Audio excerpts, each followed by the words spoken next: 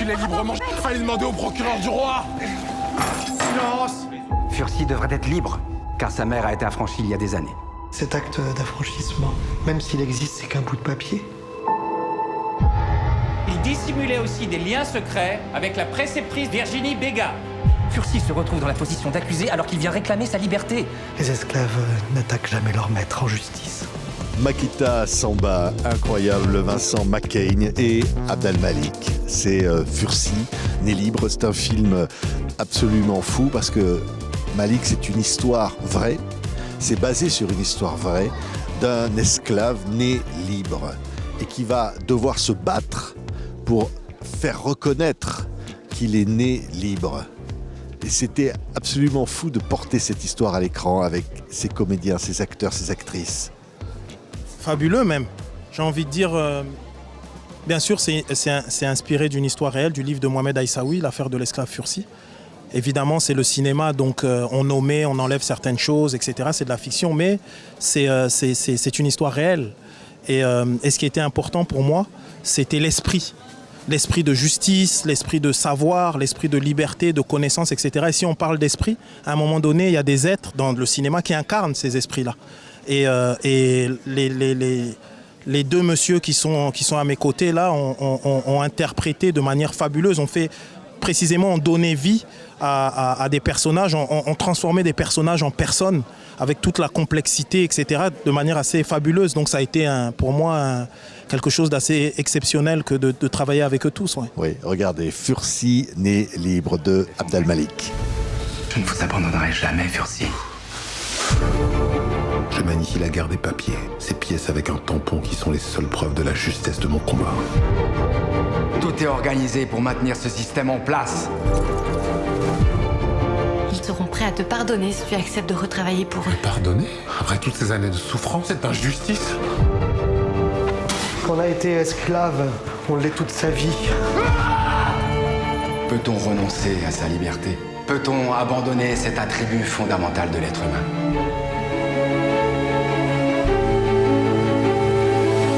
Furcy, cet homme va mener un combat et c'est incroyable ce que fait Makita parce qu'il interprète, il est dans la quête de liberté, mais c'est au fond une sorte de quête et de combat universel contre l'esclavage et il va aller jusqu'au bout pour arriver à ça et il va subir aussi beaucoup. C'était Makita touchant d'être cet homme, d'être Furcy. Absolument, oui, très très touchant. Et puis c'était aussi touchant de raconter en effet, oui, que c'est pas facile en fait de se lever un matin, de découvrir sa liberté et de la revendiquer, que ça occasionne beaucoup de souffrance en fait. Et ça, je dois dire que c'était quelque chose qui me tenait à cœur en fait, de montrer que c'était pas une partie de plaisir en fait, et il s'était pas levé un matin en devenant un héros comme ça, en fait. Ouais. Et alors, l'homme qui a servi, cet homme qui l'a servi, c'est-à-dire, au fond, le propriétaire foncier qui va utiliser et posséder cet esclave, qui va empêcher qu'il puisse retrouver sa liberté, c'est Vincent qui l'interprète. Et c'est vrai que c'est un rôle difficile, quelque part, d'être cet homme-là. Oui, en tout cas, c'est un personnage qui est difficile. En fait, quand j'ai commencé à travailler le rôle, on en parlait aussi avec Abdel Malik, pour moi, c'était très important de trouver la logique de ce personnage et quelque part son humanité pour réussir à dénoncer le mieux possible une époque.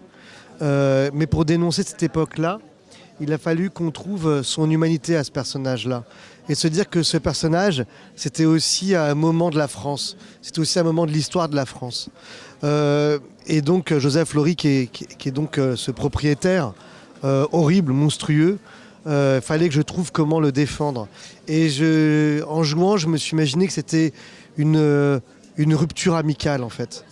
Je me suis dit qu'il fallait trouver sa logique, même si elle est monstrueuse. Parce que finalement, aujourd'hui, on regarde l'histoire en la jugeant, et c'est très important de le faire. Mais comme nous, on fait un film de fiction, c'est très important de trouver le trajet émotionnel et de dire, tiens, regardez, c'était ça, cette époque-là. Et c'est aussi une manière de raconter ce qu'on est aujourd'hui. Ouais. Ça veut dire que c'est des êtres humains et c'est encore aujourd'hui, il y a des choses qui se passent qui ne sont pas justes et souvent on peut croire que c'est justifié parce que socialement c'est admis. Là c'est évident que c'est monstrueux, mais en tout cas ma recherche dans le rôle c'était d'essayer de trouver ce qui paraissait logique, parce que la logique c'est aussi quelque chose qui peut être très brutal. Oui. Oui. Dans une société, dans un pays et dans une histoire. Mais comment, oui, Malik, comment on peut dire qu'au fond, c'est vrai, ce film, la démarche de ce film, à travers ça, il y a Romain Duris qui joue un homme qui, lui, va se battre contre l'esclavage, il va se battre pour la liberté de Furcy, et que tous ces protagonistes-là vont dire qu'au fond, cette histoire-là, il faut la regarder en face. Il faut la regarder en face parce qu'on a une responsabilité. On est en train de parler d'un sujet profond qui a profondément marqué, je dirais, la civilisation mondiale. Et c'était important aussi de dire qu'aux États-Unis, le film d'esclaves, entre guillemets, était devenu presque un genre. Et alors qu'en France, il y a le film de Simon Monteiro, Ni chaîne ni maître, qui est sorti, et le nôtre. Et à part ça, il n'y a pas eu de film sur l'esclavage concernant l'histoire de France. Et je pense que précisément, on doit être capable de regarder notre histoire, même la plus sombre. On doit être capable de la regarder droit dans les yeux. Si on a envie ensuite d'avancer positivement tous ensemble aujourd'hui et maintenant, si on a envie d'avancer dans un esprit de réconciliation, et si on a envie véritablement de faire peuple, de faire France tous ensemble, on doit faire ça. Et c'est en ce sens-là où ce que Vincent était en train de dire, et Makita également, on a travaillé sur un esprit de vérité. Il ne s'agissait pas de faire des anachronismes. Il faut comprendre on parle d'une histoire où c'est une société esclavagiste, où avoir des esclaves, c'est légal. Et lui, il a dit quelque chose une rupture amicale. Moi, j'allais plus loin, souviens-toi. Je disais, c'est une rupture familiale. C'est-à-dire, il le considère comme un membre de sa famille. Et que pour lui, c'est totalement aberrant ce qui est en train de se passer. Et c'est important, dans ce sens-là, de montrer la vérité pour précisément que les choses ne se reproduisent pas. L'humanité, et c'est ce que tu disais ce matin, l'humanité, c'est dans son entièreté. C'est pas, quand on dit humanité, c'est pas totalement positif. Il y a des gens bien, il y a des gens moins bien, etc., etc. Et nous, en fait, l'idée, c'était d'être au plus proche de cette vérité-là pour précisément que ça puisse servir à quelque chose aujourd'hui et maintenant, oui, dans une société quand même marquée par la racialisation, par une société marquée par des formes d'injustice qu'il peut avoir, etc., etc. Oui, et c'est vrai, Makita, que Furcy, il est profondément contemporain. On peut s'identifier à lui aujourd'hui. Peut dire, voilà, il y a l'amour, il y a les rencontres, il y a l'espoir qu'il incarne, il y a la soif de vérité qu'il incarne. Et ça nous parle. Bien sûr, oui, c'était important en plus que ça puisse parler. Il y a tellement en fait de lutte aujourd'hui pour justement pour que les choses changent, pour des gens qui sont dans des situations d'oppression. D'emprise aussi, voilà, ces espèces de ruptures familiales, en fait, c'est des choses dont on a pu parler en fait avec Malik, et en effet pour que ça puisse parler aujourd'hui en fait à nos contemporains et dire en fait ce n'est pas fini. En fait, il y a toujours des situations comme ça. Encore aujourd'hui, en fait, je lisais dans le journal des histoires d'esclavage moderne en fait, et des gens qui sont considérés comme des membres de famille et qui sont en fait enfermés, privés de lumière. Il y a encore des gens qui se permettent de faire ça, de considérer des gens comme des meubles en fait, et ça c'était vraiment aussi important en fait que. Et c'est ça qui est vraiment humaniste en fait. Ouais. Si on peut parler concrètement par rapport à ce qu'il dit, par exemple le code noir jusqu'à aujourd'hui n'a toujours pas été officiellement aboli, c'est important de dire ça. On est en 2025, l'esclavagisme est fini depuis un certain temps, pas si longtemps que ça. En tout cas officiellement, et le code noir n'a toujours pas été aboli. Donc c'est quand même intéressant de se dire en quoi toute cette histoire, on continue à être traversé par cette histoire-là. Le lien entre une certaine violence que le capitalisme peut avoir et sa naissance intrinsèquement liée à l'esclavagisme, etc., etc. Il y a beaucoup de choses et c'est ce qu'on a voulu aussi raconter. Mais je voudrais rajouter quelque chose parce que le film, là on dit des choses très importantes et très profondes. Mais ce qui est beau dans le film, et c'était aussi une des choses qui moi m'a séduite quand tu m'as parlé du film, et je pense que c'est une chose qui est réussie dans le film, c'est que c'est un film de cinéma. Et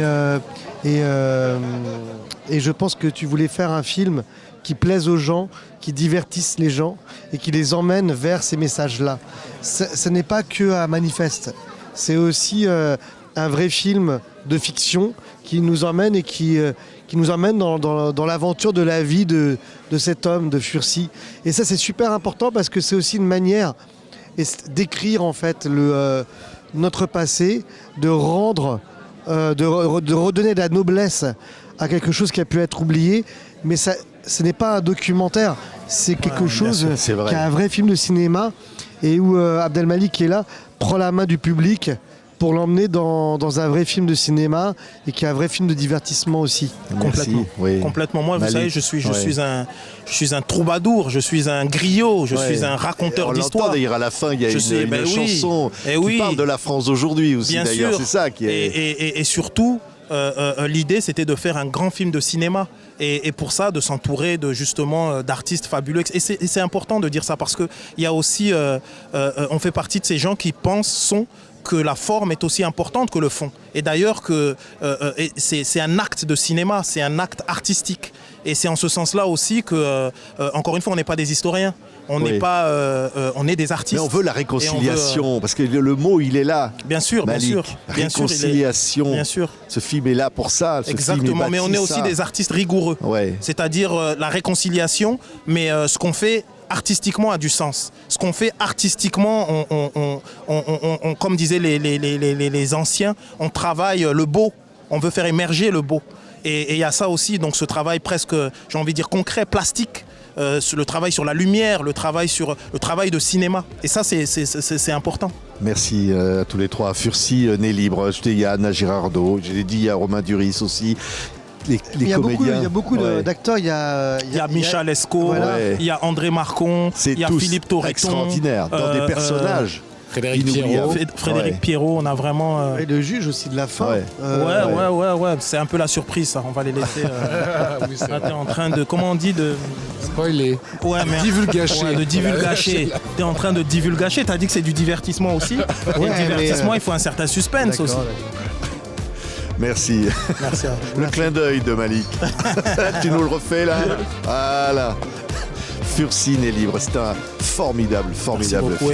Et on salue l'île de la Réunion et tous les ultramarins et c'est important. Voilà. Merci à tous les trois.